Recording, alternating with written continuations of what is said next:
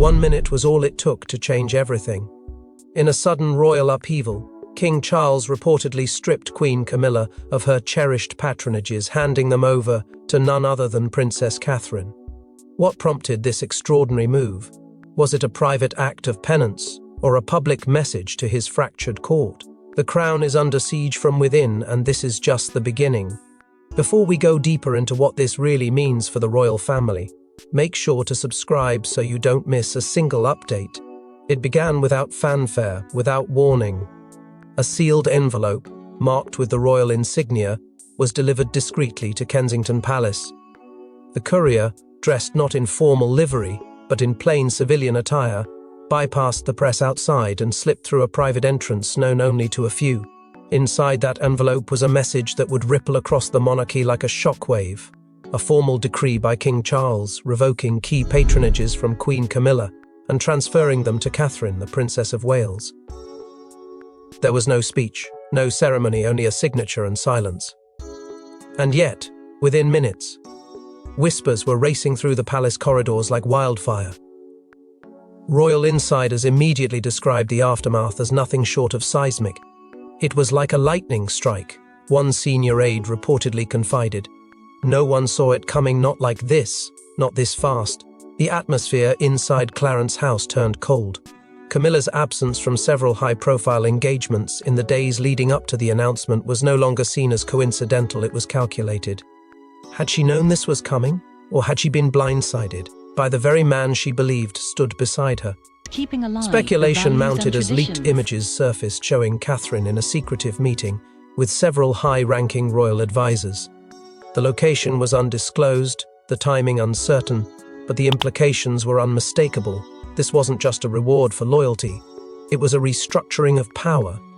Behind the smiles and charity galas, something darker had been unfolding. A growing coalition of insiders, frustrated with Camilla's expanding influence, had begun to quietly pivot toward Catherine. They saw in her not just elegance, but endurance, not just tradition, but transformation. For months, voices within the palace had been murmuring about a rift, about a silent Cold War between two royal women vying for influence in a system that tolerates only one queen at a time.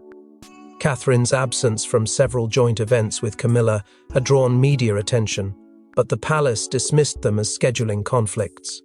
Now, in hindsight, they looked more like the first cracks in a carefully constructed facade.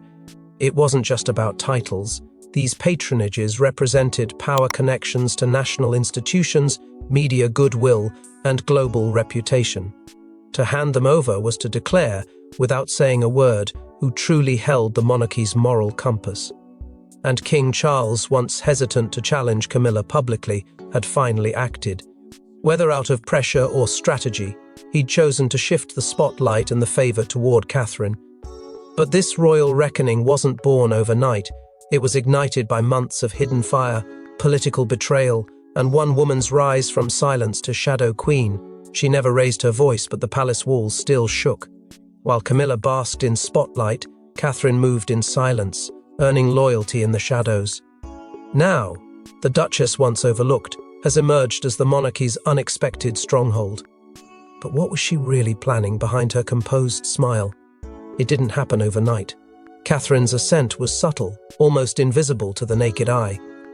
While tabloids fawned over Camilla's high-profile charity dinners and speeches, Catherine was building something far more durable: credibility. Among the aristocracy, her name began surfacing with quiet reverence. Within Commonwealth circles, she was increasingly seen as the bridge between tradition and relevance. Diplomats who once regarded her as ornamental began requesting private meetings. Behind closed doors, her influence grew like ivy, climbing steadily, silently, without ever needing to announce itself. Her patronage work began to eclipse Camilla's in both impact and reach. While Camilla leaned heavily on heritage institutions, Catherine ventured into causes pulsing with modern urgency: mental health, early childhood development, and community resilience. Unlike Camilla, whose engagements often ended with press releases, Catherine followed through, establishing long-term initiatives, returning to sites off camera, forging relationships that endured beyond headlines.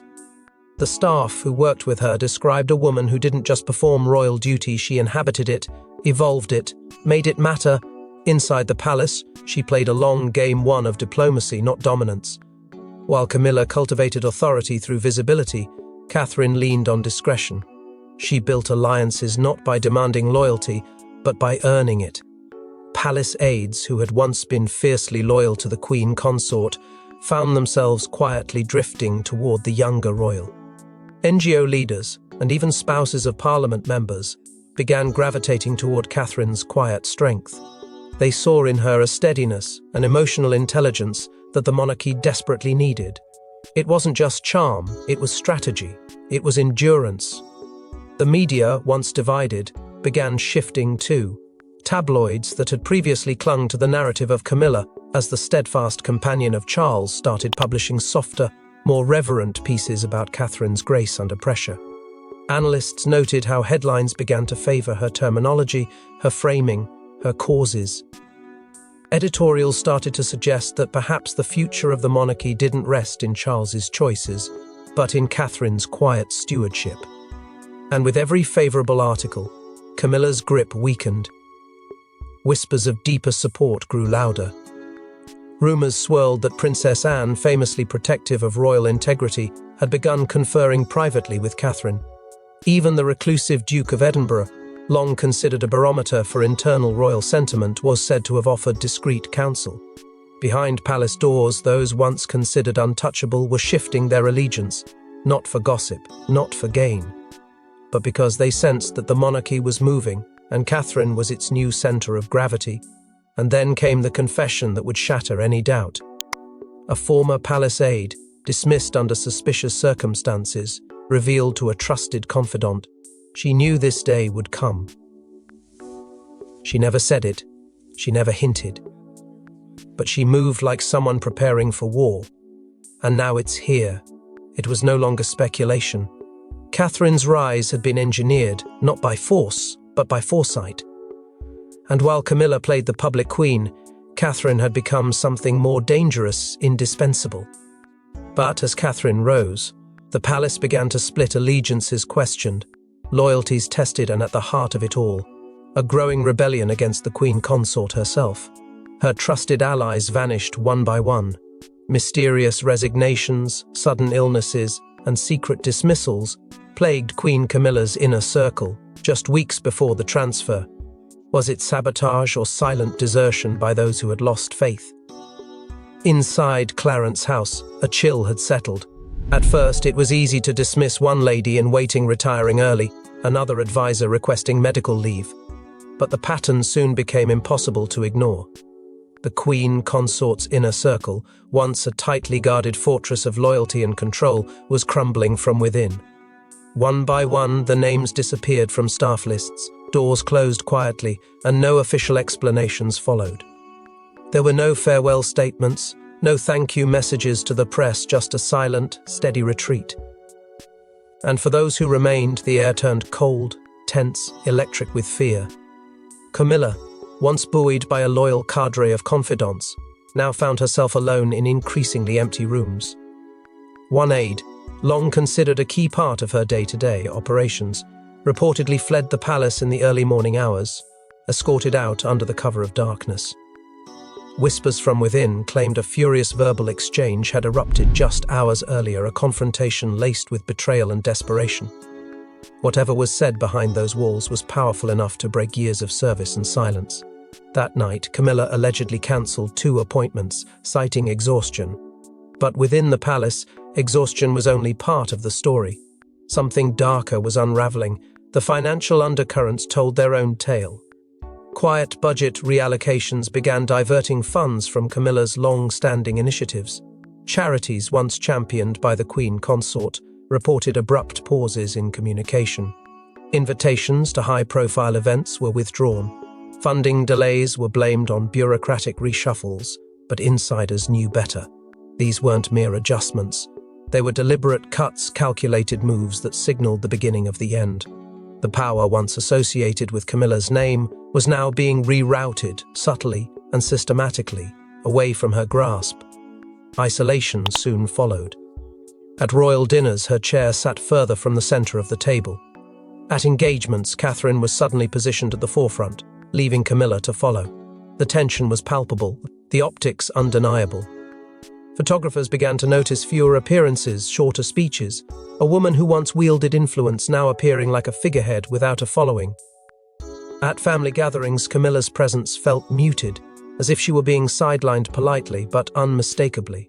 Even Charles, sources claim, had grown distant, distracted, submerged in the weight of decisions that no longer favored her. But it wasn't just whispers and paper trails, it was confrontation. One senior Windsor figure, whose identity remains closely guarded, reportedly challenged Camilla behind palace doors. The conversation, brief but explosive, was captured on internal CCTV. Though no audio was ever released, a leak described the Queen Consort's face red with fury as the figure walked out, unshaken. What was said remains under lock and key, but what followed confirmed the depth of the fracture. That figure was later seen in deep conversation with Catherine, an alliance sealed in the quiet aftermath of Camilla's public unravelling. Palace staff began to speak in code. One described the environment as a cold war with silent glances, passive resistance, and calculated disappearances. Trust disintegrated. Even loyalists began second-guessing their roles, sensing that the tide had shifted for good. And through it all, Camilla stood defiant but increasingly alone, her once commanding circle reduced to shadows. She had risen through survival, but this storm was different. It wasn't coming from outside forces, it was growing from within. But the final blow didn't come from her courtiers. It came from a place Camilla never expected. A confrontation inside the palace walls that changed everything. It was meant to be a celebration, a state banquet of unity and power. Instead, it became the stage for betrayal. What happened behind those golden doors sent shockwaves through the monarchy and signaled the beginning of the end for Camilla's patronage reign. From the moment guests arrived, tension rippled beneath the surface. On paper, it was a diplomatic affair, the kind of opulent evening the monarchy used to reinforce strength, grace, and continuity. But behind the carefully curated seating charts and glimmering glasses, something far less elegant was simmering. According to insiders, the first fracture came before the event even began. Camilla and Catherine reportedly clashed over seemingly minor details, seating arrangements, wardrobe choices, even the tone of the evening. While Catherine proposed a softer, modernized atmosphere, Camilla insisted on strict traditional formality, down to the fabric of the table linens. What should have been a graceful collaboration turned into a battle of wills, each one pressing her vision onto the evening like a signature on a declaration of war. It escalated swiftly. As the dinner progressed, Catherine attempted a quiet diplomatic gesture suggesting a toast to a shared humanitarian cause that both women had supported in the past. But Camilla, visibly irritated, allegedly brushed off the idea with a curt remark right in the middle of the grand hall. The moment passed quickly, but not quietly. Those seated nearby stiffened, eyes darted. A ripple of unease passed among the foreign dignitaries in attendance. It was a faux pas, not easily concealed. The Queen Consort had dismissed the Princess of Wales in public, under chandeliers, with the entire establishment watching. It wasn't just impolite, it was seismic. Observers couldn't miss King Charles's reaction. His discomfort was written across his face, even as he tried to keep the conversation moving. He fidgeted through the remainder of the toast, visibly withdrawn, distracted, as though mentally rehearsing a response he wished he didn't have to give. Those seated closer to the king later described him as haunted, especially after a folded note was handed to him just moments before the dessert course. The contents of that note have never been confirmed, but its impact was instant. Charles's posture changed, his gaze locked on Catherine. And whatever was in that letter, it marked the shift. By the time the final course was served, the mood had collapsed. Politeness masked the fracture, but everyone in the room could feel it. When the guests finally filtered out under a sea of press lights, the royal family did not retire together. That night, King Charles reportedly held an unplanned audience with his closest legal and strategic advisors. No speeches were made, no announcements given, but palace staff were quietly instructed to prepare certain files and transfer key documents. Camilla returned to Clarence's house alone. The banquet had been crafted as a symbol of power. Instead, it had exposed a power struggle too large to contain. What was once whispered in corridors had erupted beneath chandeliers, and the monarch had been placed in the impossible position of choosing between his wife's pride and the public face of the monarchy's future. But what began as icy tension would soon erupt into outright confrontation, and the crown was forced to choose between its queen and its future. They met in the shadows, an emergency council of royal advisors, heirs, and silent power brokers, their mission to determine the monarchy's survival. What was said behind those doors remains unrecorded, but the outcome would echo through royal history. The call came late in the evening, and within hours, Balmoral, already draped in its reputation as the monarch's refuge, became a war room. Guards were doubled, phone signals jammed, and a list of names carved out with surgical precision. Not everyone was invited. Not everyone could be trusted. Present were Princess Anne, ever the fortress of royal discipline, Prince William, now more than just an heir, and a select few members of the Privy Council whose allegiance had been tested, weighed, and deemed unwavering. The absence of Queen Camilla was no oversight. It was a choice, a strategic silence that screamed louder than any exclusion ever could. Inside, the tone was cold and clinical. Emotion had no seat at the table. What was at stake was not a marriage, not a title, but the monarchy's very future. The room was divided, not by personal preference, but by vision. Could the public trust be maintained if the Queen Consort's influence continued to expand unchecked? Would Camilla's presence erode the symbolic unity Charles so desperately wanted to preserve? Or had the tides already shifted so dramatically that resistance was now a risk, not a strategy? It was Prince William who reportedly broke the deadlock. And he didn't mince words. According to a source who was later briefed, William said bluntly, "It's her or the future." It wasn't said out of bitterness but necessity. The heir to the throne had read the nation's mood, the headlines, the palace staff's whispers. He knew that Catherine wasn't just popular, she was trusted, admired, needed. The monarchy's relevance had begun to hang not on ceremony but on credibility. And Catherine had become its anchor. Discussions turned toward optics, transitions, and containment. They knew they couldn't spark a full-blown public scandal. But they also couldn't wait. The cracks had become visible, the strain unbearable. So they forged a compromise, one that would send a message without igniting open warfare, a formal transfer of select patronages quietly stripped from Camilla's portfolio and placed under Catherine's stewardship. The chosen institutions were not random, they were symbolic.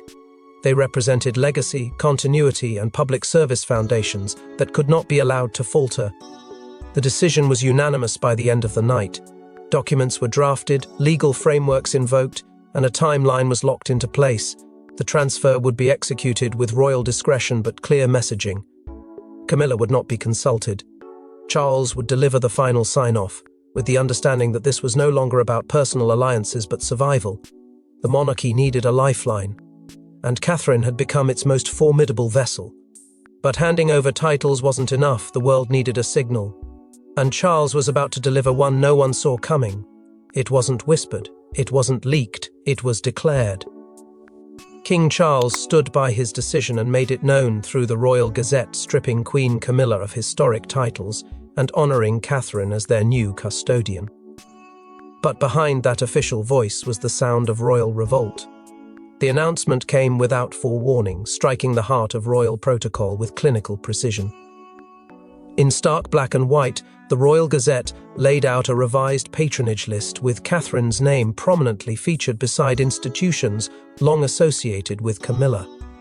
The list was unambiguous, no footnotes, no explanations, just the seal of royal approval and a shift that confirmed what the palace had been struggling to contain.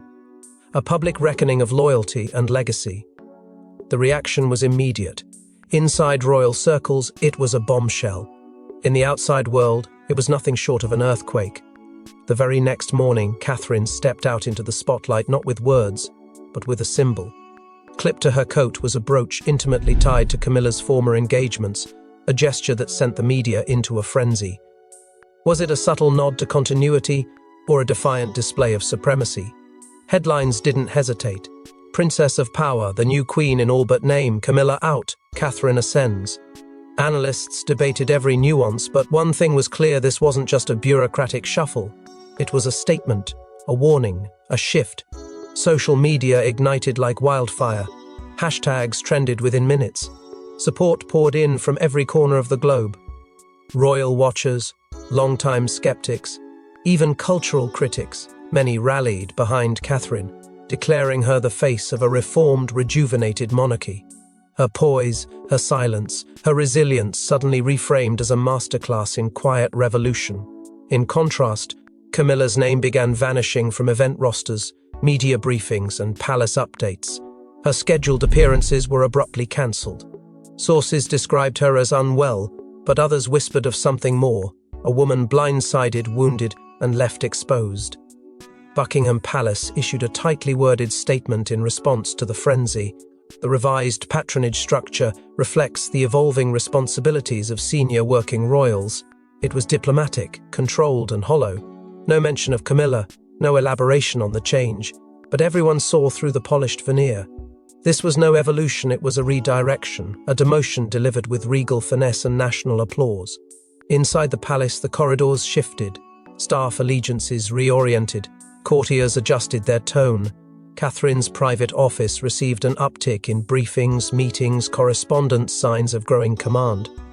In less than 24 hours, the foundation beneath Camilla's feet had cracked, and the woman once considered untouchable found herself vanishing from sight. No public statements, no denial, only silence, and silence in the monarchy often speaks louder than scandal. But as the world debated symbolism and statements, the true storm was quietly brewing in the Queen's chambers, where silence had turned into rage. Behind closed doors, Camilla was not silent. In a stunning turn of events, palace staff report days of turmoil, whispered threats, and emotional outbursts. But was the Queen consort preparing a calculated counterattack, or simply unraveling beneath the weight of betrayal? The moment the Royal Gazette announcement reached Clarence House, something inside Camilla reportedly fractured. According to staff, she retreated to her private quarters and did not emerge for 3 full days. Meals were left untouched. Scheduled meetings were cancelled without explanation. The sound of voices rose and fell behind thick walls. One staff member claimed to have overheard shouting, followed by what sounded like glass shattering. When a senior aide finally entered her suite, they were said to be met with a scene of utter disarray. Torn documents littered the floor, frames upended, and a woman visibly undone. For a figure known for composure and strategy, this was unprecedented. But behind the emotional chaos, there were signs of something more brewing. Camilla wasn't just grieving a loss of titles, she was calculating. Within days, she reportedly arranged a discreet journey to Cornwall under the guise of a health retreat. But insiders confirmed she met privately with an old political confidant, someone who had once advised her during the early days of Charles's ascension. The content of that meeting remains cloaked in secrecy, but what followed was no accident. A draft press statement, fiery in tone and rich with veiled implications, was prepared by a crisis PR firm long affiliated with the Queen Consort. The draft accused unnamed parties of exploiting shifting public moods and warned of history being rewritten by selective silence. But just hours before release, the entire offensive was abruptly shelved. Why? Because something had shifted again. An intercepted letter, allegedly penned by Camilla to a prominent royal biographer, surfaced within the palace's legal wing. The letter, though never published, was said to contain pointed remarks about the monarchy's hunger for image over integrity, and referenced a young duchess who had rewritten the rules without paying the price. Palace lawyers quickly intervened, advising immediate containment. The letter was buried. The biographer received a polite but firm cease and desist notice, and Camilla, once defiant, seemed to fall eerily quiet again. But not before one final quote slipped through the cracks, spoken not to an aide, not to Charles, but to a trusted friend visiting in secret. With a strained smile and unyielding eyes, Camilla reportedly said, They think I'll vanish. I write the second act. It wasn't desperation, it was a vow. Whether that second act was a calculated resurgence or a final blaze of chaos remained to be seen. But what was undeniable was the rage that had replaced resignation. The queen consort had been dethroned in spirit, but not in ambition. And yet, while Camilla simmered in silence, Catherine made her next move not with anger, but with elegance and undeniable power. It wasn't a throne, but it might as well have been. In her first appearance under the new patronage banner, Catherine stunned the world graceful, resolute, and surrounded by the very institutions once loyal to Camilla. The message was clear. The monarchy had chosen its future queen. The venue was not grand by royal standards, but its significance echoed far louder than any palace proclamation. A children's hospice once fiercely championed by Camilla now stood transformed under Catherine's new stewardship. There were no theatrics, no press conferences, just a speech delivered with quiet conviction, a hand held, a tear wiped, and a presence so commanding it rendered every scripted line unnecessary. When Catherine stepped into that hospice, she didn't just walk into a building, she stepped into a legacy, and she owned it. The applause that erupted wasn't polite, it was emotional. Staff members who had served under both royal women reportedly wept. It felt, one nurse said, like the crown had already changed hands. But Catherine didn't stop at words. Every detail of her appearance had been woven with meaning. She arrived not in a sleek government vehicle, but in the Queen Mother's restored car, a subtle but thunderous callback to royal continuity. And pinned to her coat, unmistakable to those who knew royal fashion history, was an emerald brooch once thought to be part of Camilla's private collection. It was either a coincidence of wardrobe or a masterstroke of symbolism. Regardless, the message landed with the weight of a royal decree. The past had been honored, but the future was here, and it had a name. The media seized the moment with a ferocity rarely seen. Headlines declared Catherine as the people's queen, a phrase once reserved for Diana, now reborn through the poise of her daughter-in-law. Analysts pointed out the shift not just in tone but in structure. This wasn't ceremonial duty, it was sovereign energy. The way she addressed the crowd, the deliberate pauses, the heartfelt gaze, Catherine wasn't standing in for royalty, she was embodying it, and the world noticed. What had been whispered for months was now shouted from every broadcast and printed across every front page. Behind her stood Prince William, silent but unmissable. He didn't speak. He didn't need to. His presence alone was an affirmation, a crown without a coronation, a reign beginning not with a scepter, but with solidarity. His support wasn't performative. It was deliberate, measured, and deeply telling. Together, they weren't just fulfilling roles, they were writing the script for a modern monarchy. And Camilla was no longer part of that narrative. Palace aides were the first to admit it, though only in hushed tones. This felt like a turning point, one whispered. Like watching a quiet coronation without needing a single trumpet. From public sentiment to internal logistics, Catherine was no longer the future. She was the present, disguised only by protocol. But while the cameras captured grace, they missed one thing, a secret decision made by King Charles that would seal the fate of his marriage. There is no public divorce, no abdication, no confession. And yet, something has broken. Behind the palace gates, King Charles and Queen Camilla now live separate roles, bound by title, divided by power. As Catherine ascends, the monarchy quietly resets its future. The silence has become deafening. What began as a slow drift has now solidified into an unspoken separation. King Charles, once ever present beside his queen consort, has relocated to Sandringham under the guise of needing time for reflection. But insiders say this move is anything but temporary. The monarch's calendar has been cleared for weeks, and senior aides now travel to Norfolk instead of London. Meanwhile, Clarence House, once a hive of royal coordination, grows colder by the day. Camilla, officially cited as on health leave, has vanished from public life. No updates, no images, just a queen in retreat and a royal family refusing to fill in the blanks. The legal tremors haven't gone unnoticed. In recent days, cameras captured a string of discreet arrivals at Clarence House, among them two high-profile solicitors specializing in royal contracts. The speculation was immediate. Talk of a renegotiation of prenuptial terms swept through media circles. Some suggest Camilla is fighting to preserve personal assets. Others believe Charles is securing a legacy that no longer includes her influence. Either way, the presence of lawyers inside palace walls speaks volumes. Something permanent is being written without press releases or parades. Inside the institution, the power dynamic has shifted. Staff reshuffles have accelerated. Key personnel once aligned with Camilla's household are being reassigned, retired, or replaced altogether. Departments are merging under new leadership, namely Catherine's. Since the patronage transfer, the Princess of Wales has begun a quiet revolution of her own, not flashy, not loud, but deeply strategic. Institutions previously run on tradition are being modernized. Communications are tighter, engagements sharper. Royal sources reveal Catherine now receives the briefings, once filtered through multiple layers.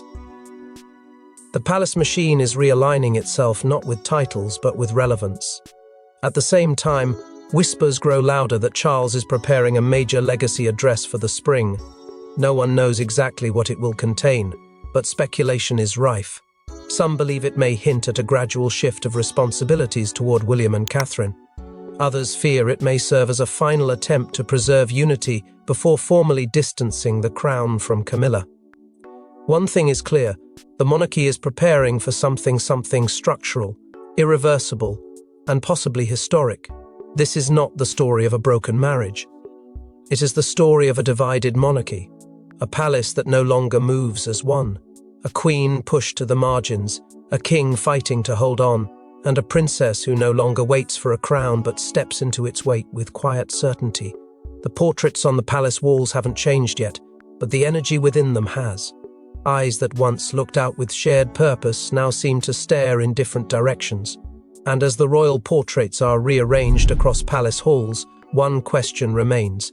Has Catherine merely inherited patronages, or has she inherited the throne's future? Thanks for watching. Don't forget to like and subscribe, and we will see you in the next one.